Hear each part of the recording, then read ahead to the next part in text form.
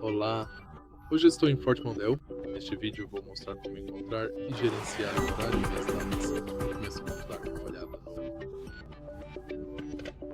no painel do rádio.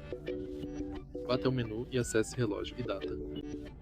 Agora você pode mudar o modo de data, o modo do relógio entre 12 horas e 24 horas. É possível para você fazer o ajuste da hora de forma manual e também pode alterar o formato de exibição da data. E também ajustar a data manualmente.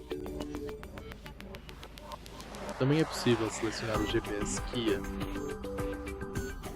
Depois, você pode ativar o horário de verão programado ou mudar o fuso horário. E é isso. Se você achou este vídeo útil, por favor, deixe seu like, comente e se inscreva no canal.